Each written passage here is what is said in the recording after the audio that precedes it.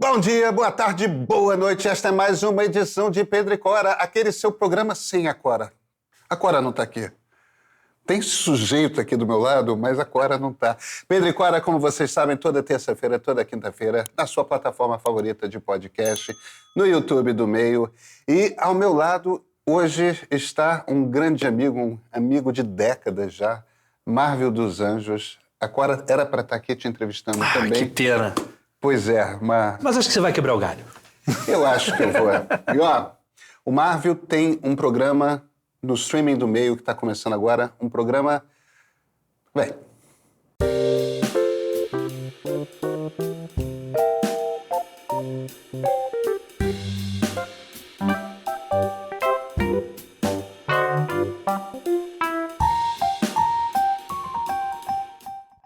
Marvel, muito obrigado por estar aqui, cara. Obrigado você por me receber aqui. Uma pena que a Cora não tá, né? Pois é, a Cora estava um pouco indisposta hoje e ela já andou fazendo umas entrevistas sem mim, então agora minha... Bom, fica um beijo pra Cora. Sentindo falta de você aqui. Bicho, a gente está lançando essa semana o streaming do Meio e o primeiríssimo programa do streaming do Meio é a primeira temporada do seu programa. E eu acho que a gente tinha que começar com o que é, qual o nome e o que é o programa que você vai fazer. Bom, o programa se chama Presença de Espírito. Ele é um programa de entrevistas em que a gente faz perguntas para pessoas muito interessantes com gramática, com aquilo que eu chamo de a gramática da fé. A gente pergunta para elas sobre espiritualidade, sobre crença e a partir daí você consegue ter um tipo de entrevista, que pelo menos eu acredito que é o produto final disso, em que a pessoa realmente se revela. A gente está no jornalismo há mais de 20 anos, né, Pedro? E acho que a tendência é a gente ficar observando, talvez, o que falta, o que nas nossas velhas práticas de entrevistar, de tentar conhecer uma pessoa a fundo, o que a gente consegue trazer num mundo em que a gente sabe que todo mundo está muito bem mídia treinado, a gente sabe que todo mundo já olha para as redes sociais e vê como é que aquilo vai repercutir, começa a calibrar para onde as respostas vão. Eu acho que a gente se acostumou a ver nos últimos anos alguns tipos de entrevista. E dentro da nossa polarização, acho que a entrevista muito calcada na questão de gênero e a entrevista muito calcada na questão do antirracismo acabou se tornando muito frequente. E a partir daí, acho que as respostas começaram a ficar muito parecidas. E eu tinha a sensação de que talvez o traço identitário mais forte do brasileiro não fosse nem a raça, nem o gênero, mas sim a fé. A gente sabe que 89% dos brasileiros, segundo a pesquisa Global Religion de 2023, 89% dos brasileiros acreditam em Deus de alguma forma. Então, por que o jornalismo não consegue trazer um pouco essas perguntas? A partir desse questionamento é que surge o Presença de Espírito. Pois é, a gente estava...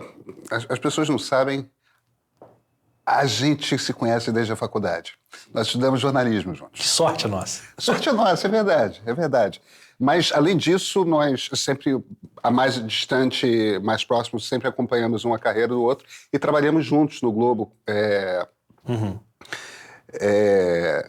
E recentemente estávamos tomando um chopp e você cantou essa ideia. Você já tinha feito uma coisa parecida para a Folha de São Paulo, um podcast, né? Se chamava Deus Te Ouça. Deus Te Ouça.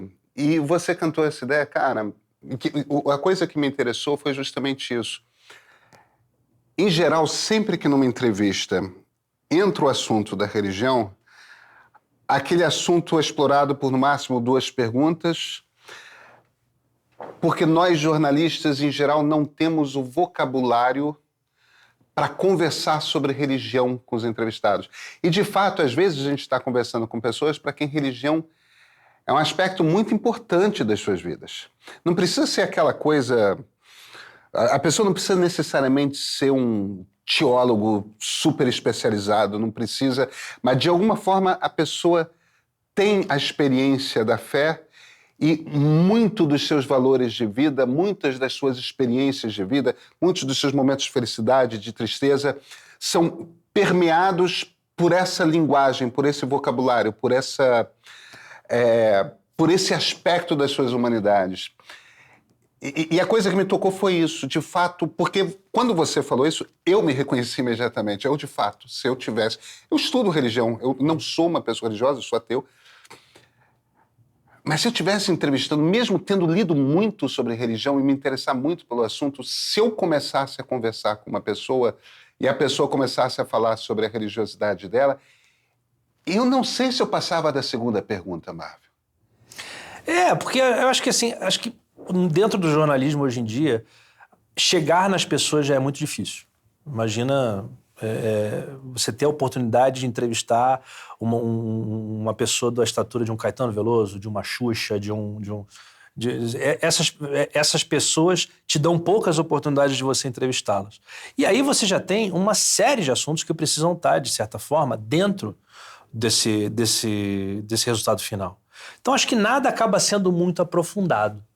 Quando você se propõe assim, não, eu vou entrevistar uma pessoa, mas o que eu quero saber é de fé, de crença. Ela vai acabar te dando uma bússola, um mapa, que certamente começa na infância, com o primeiro contato com a religião dos pais.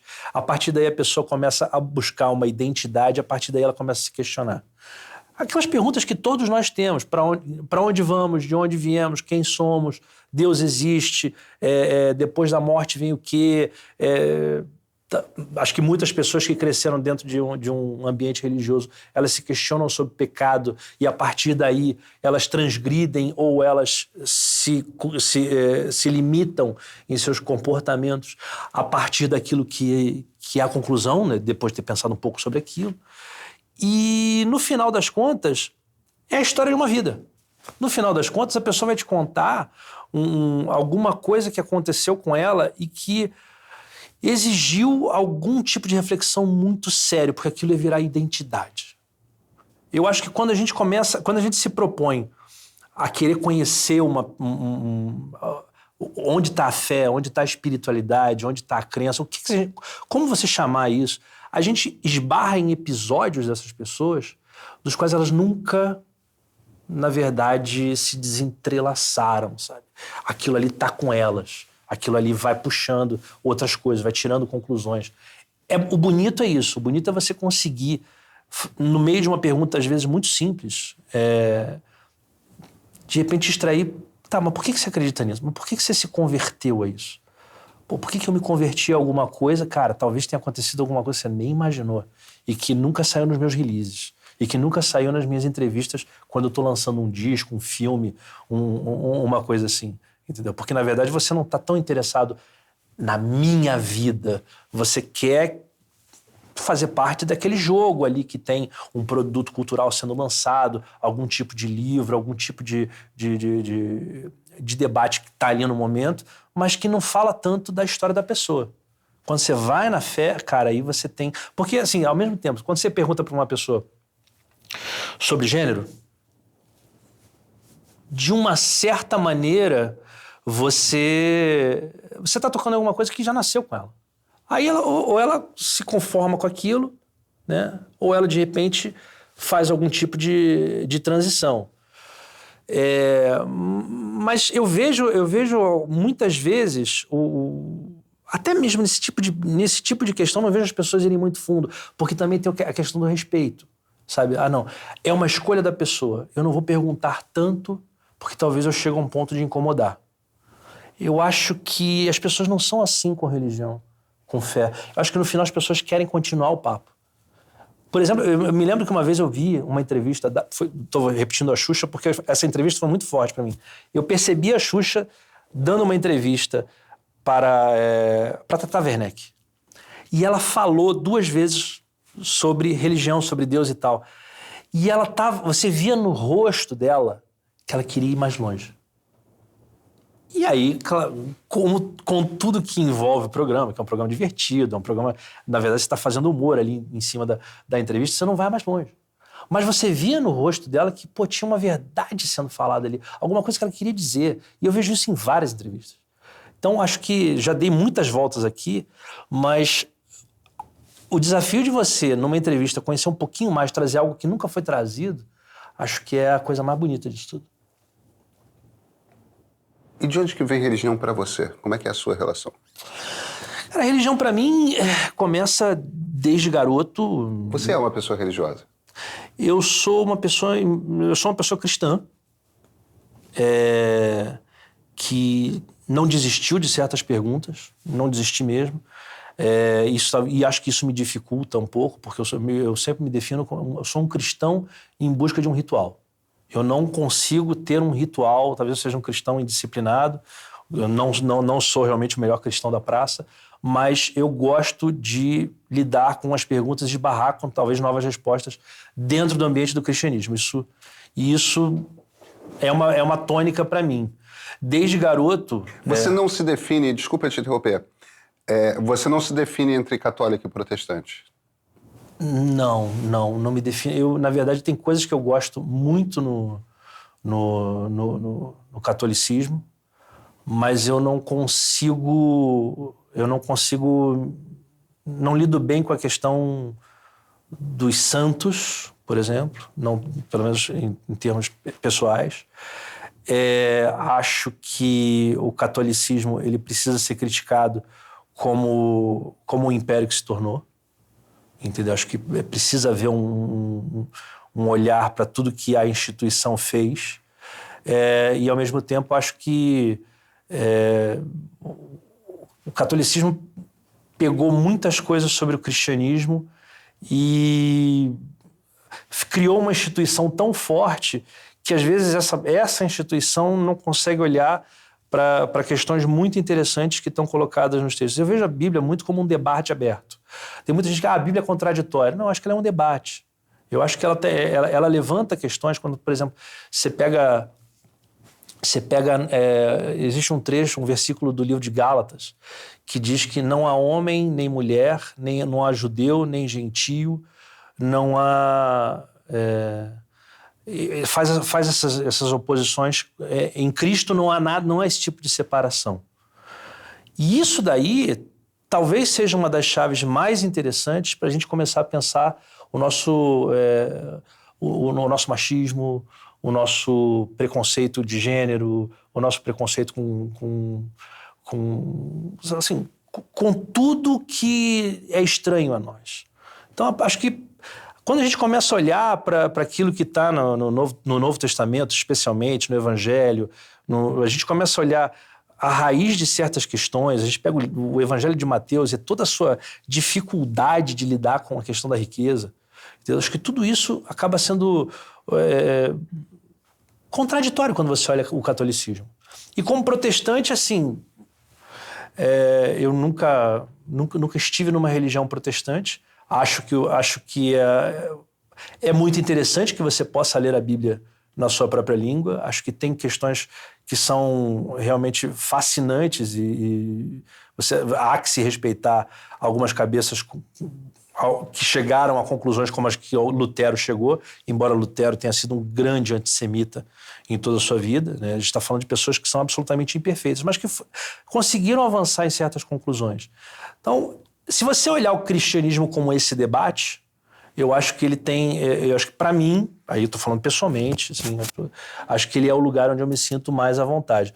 Eu fui criado como testemunha de Jeová, que não é nem...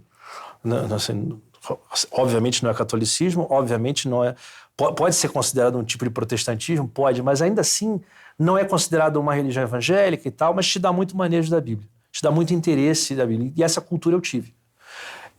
Só que não consegui concordar com muita coisa. É engraçado, na maneira como você descreveu agora, e em todas as vezes que a gente conversa sobre cristianismo, me parece muito evidente o quanto que o cristianismo,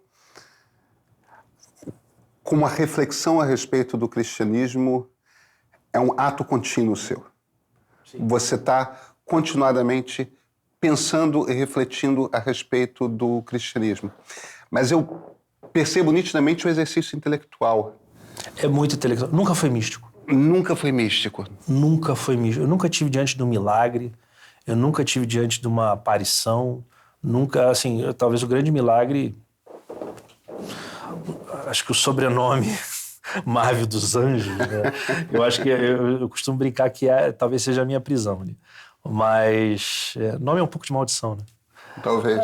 Mas eu acho que nunca foi um exercício místico. Nunca consegui. Eu acho até que a minha dificuldade... Eu não sou um cara que, por exemplo, quando o avião está caindo, eu não sou o cara que pede para o avião não cair. A única coisa que eu consigo dizer eu paro, penso e digo: Pai, em tuas mãos entrego o meu espírito. Não sei, talvez seja um exercício intelectual também, sabe? Peraí, por que eu... se o avião, se aconteceu tudo no avião, será que esse milagre é para mim? Eu não, sabe, não sei, também não sei se eu sou merecedor de tantos milagres, entendeu? Mas eu consigo pensar talvez depois de muito raciocínio, uma reflexão muito racional, eu só consigo chegar até aí, sabe? Eu quero estar em paz. Eu quero que esse momento seja pelo menos assim, não, eu tive algum contato com Deus no momento que o avião caiu. Aí entreguei. Entendeu? Pelo menos o avião ainda não caiu. Existe algum aspecto nessas entrevistas que você ainda está fazendo para essa primeira temporada? Existe algum aspecto de busca pessoal? Existe. Tem respostas que são fascinantes, cara. Tem respostas que a gente termina cada entrevista sempre com as mesmas duas perguntas. O que é pecado? E depois da morte, o que vem? E é muito interessante, cara. É muito interessante você ver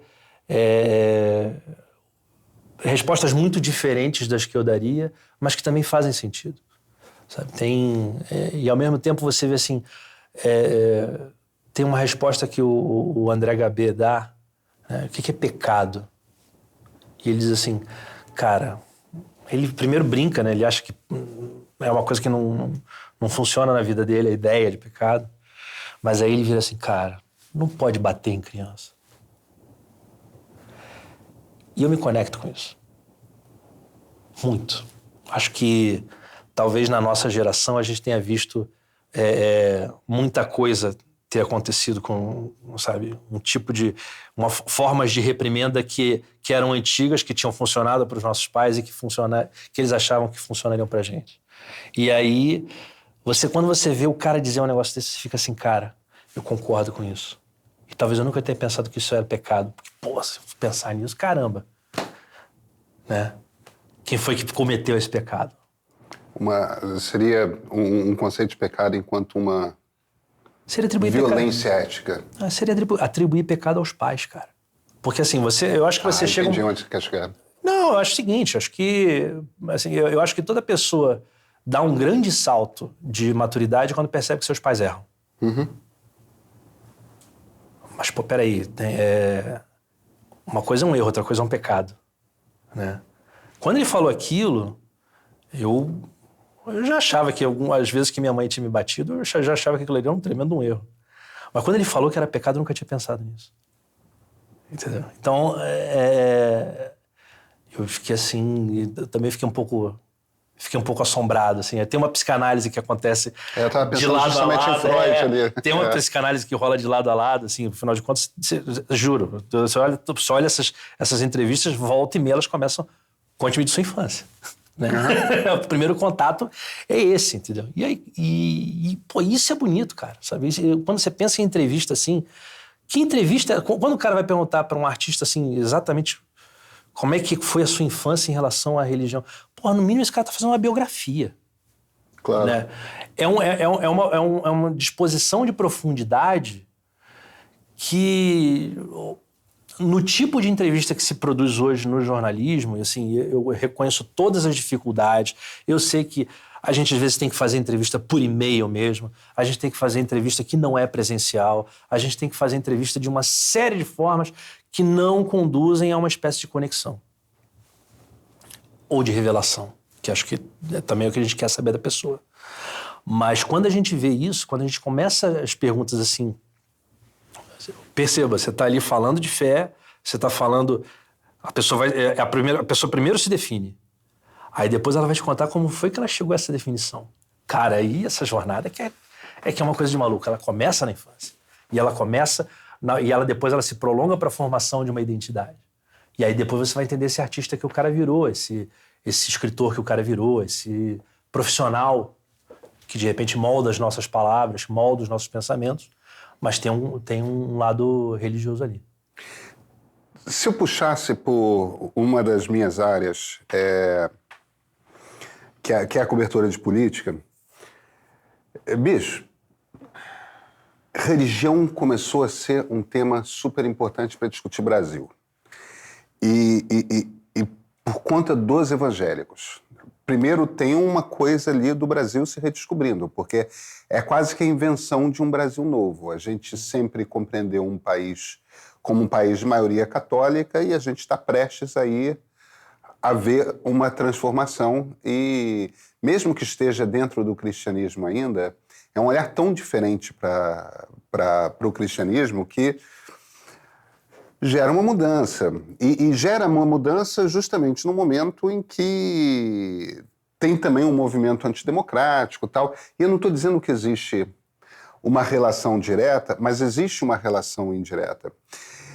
E existe, em paralelo, por parte das elites tradicionais, talvez não tanto elites financeiras, mas certamente as elites intelectuais do país, as elites acadêmicas, entre os artistas mais tradicionais, entre os grandes professores e tudo mais, existe um preconceito gigante em relação a evangélicos.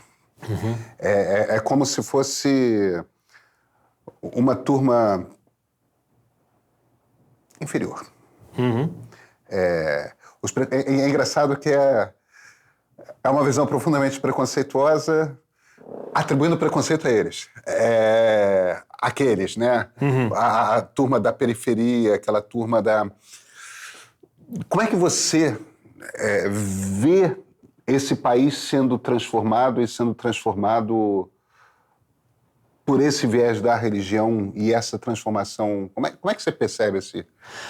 Cara, esse país sempre teve aí, né? Uhum. Ele... eu falo muito... Qual país? De qual país você está falando aí? Eu falei de dois grupos, né? Não, você fala... mas eu acho que esse país, assim... Porque a gente tinha um país que era muito emitido, né? Era esse país pré-internet. Ele era um país emitido. Ele era um país... ele era o Brasil... da Globo, da Embratur, da MPB, das ideias que a gente achava que já tinham triunfado muitas vezes aqui, né? E agora a gente está vivendo esse país que é disputado nas redes sociais, ele já se agrupa, já se organiza e tal, mas ele sempre esteve aí, entendeu? E eu acho que é interessante porque eu já percebia isso. Porque como testemunho de Jeová, na época que eu fui testemunho de Jeová, eu batia de porta em porta. Aquela prática chata que todo mundo adora fazer piada, né? Mas assim, aquilo ali me deu uma...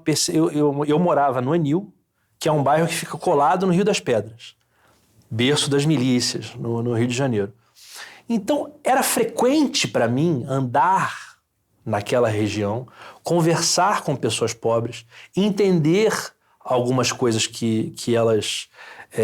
o jeito que elas pensam e esse tipo de coisa.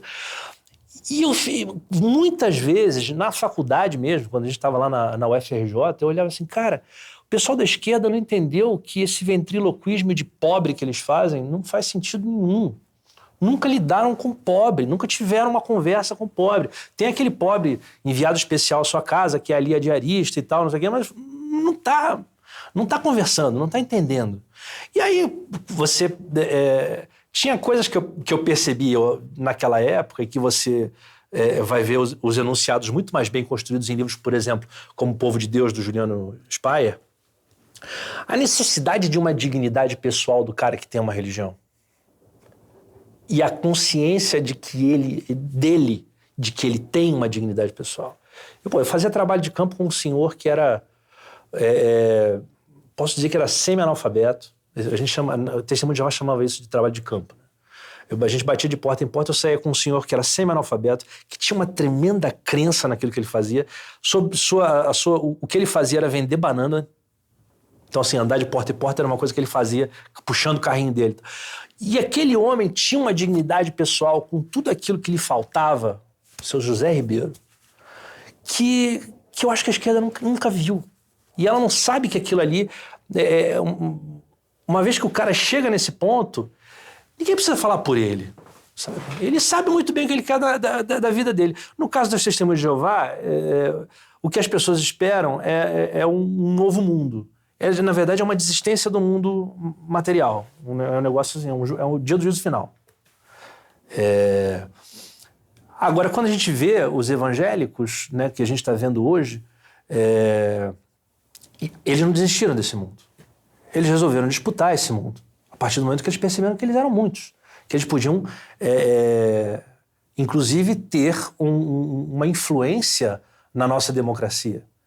E eu sempre achei isso a coisa mais normal do mundo, sabe? Eu sempre achei que, olha, se um dia aparecesse gente querendo trazer suas ideias para dentro da mesa da democracia, isso era a coisa mais normal do mundo.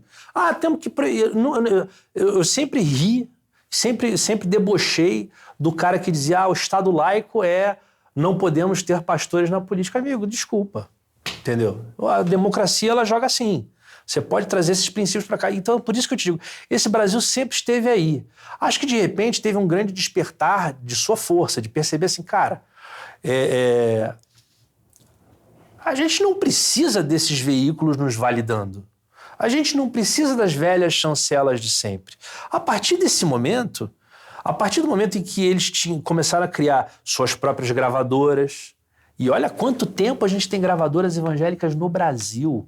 Rádios evangélicas tocando música evangélica no Rio de Janeiro é a coisa mais velha do mundo. Já existe desde os anos 70, 80. Então esse Brasil ele já existia, mas ele estava ali, ele não tinha... Ele ainda não estava querendo dominar, talvez não tivesse se organizado o suficiente para isso. Quando ele se descobriu dono de certo poder, aí ele veio para a disputa. E agora, o que eu acho desse debate hoje em dia é que ele ainda está muito numa de instrumentalizar o voto do evangélico. Eu acho que... Como fazer... É uma coisa assim... Como eu faço o evangélico votar na esquerda? Como eu faço o evangélico pensar de uma forma, entre aspas, mais democrática? Como eu faço o evangélico... Eu acho que isso não é o... Acho que enquanto a gente estiver pensando nisso, enquanto as pessoas de todos os espectros políticos estiverem pensando assim, acho que elas não vão a lugar nenhum. Acho que não se vai a lugar nenhum. E você não vai... A democracia não vai ser esse jogo de vou tentar convencer essas pessoas a dar um pulinho na esquerda de vez em quando. Não vai ser assim. Você vai ter que mostrar que a democracia é boa enquanto ela permanece democracia. E que ela tem que entregar resultados, que é o que a democracia no Brasil e em vários outros países não está entregando. A partir daí, se não está entregando, cara, o que você vai ver o autoritarismo, a nostalgia do autoritarismo, voltar assim, não, tem que sair matando, não, tem que sair prendendo, tem que sair, sabe, discursos que a gente ouve há muito tempo, com muita naturalidade e que sempre estiveram aí. Então, assim, para mim, a gente está vendo um país que sempre existiu. Agora, antes ele não era emitido. Agora ele está sendo emitido, difundido, e a gente tem que lidar com isso. A gente está falando muito de cristianismo. Você só entrevista cristãos? Não.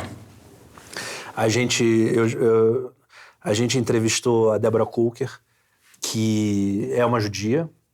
Acho que é uma judia assim, que dialoga com várias pluralidades. Isso torna as coreografias, os espetáculos dela muito interessantes. A gente consegue olhar essas encruzilhadas por onde ela vai. Ela conversa com o candomblé, ela teve algumas iniciações no candomblé, ela teve contatos com o cristianismo também. Isso, nos últimos espetáculos, ela estava muito claro. E estava muito claro também porque ela buscava uma espécie de resposta metafísica para o problema do neto dela, né? O primeiro neto dela tem uma doença de pele dramática, que torna a pele dele muito frágil, e a partir daí você vê, a pessoa começa a buscar respostas por não achar respostas científicas. Acho que ela verbaliza tudo isso muito bem, acho que é um programa muito legal de se ver. Ainda não entrevistei muçulmanos nessa temporada, espero poder entrevistar, mas já entrevistei no Deus Te Ouça. Entrevistei a Mariam Chami, que é uma das principais influências do islamismo no Brasil. E muita gente que teve contato com religião de matriz africana, evangélicos. A gente quer falar com... E, na verdade, é o seguinte, tem também uma brasilidade aí. Tem essa coisa do brasileiro de não ser exatamente... Sincréticos. Tem os sincréticos, tem os sintéticos, tem um monte de formas de você fazer, de repente, um quebra-cabeça de uma crença, e aquilo ali vai te conduzir. Isso é coisa, as pessoas juntam muitas coisas. Eu, por exemplo, eu vou te dizer que uma das coisas que mais me impressionaram na vida foi uma leitura de uma parábola budista. Na verdade, não era uma parábola, a ideia era a seguinte, a ideia era de um mantra que você deveria fazer ali de 10 a 20 minutos por dia. Eu, às vezes, consigo fazer 5, mas é ótimo. Se a morte é certa e a hora de sua chegada é incerta, o que é que você precisa fazer hoje? E eu acho isso fantástico, isso é budista, isso é fantástico. E isso conecta a gente com o presente, de uma maneira que é muito difícil, né? Porque talvez seja um problema dos cristãos também. Os cristãos estão muito preocupados com o futuro. E, ao mesmo tempo, a gente também carrega arrependimentos do passado. A gente está ali vivendo em vários lugares que não são o presente. Essa meditação budista sempre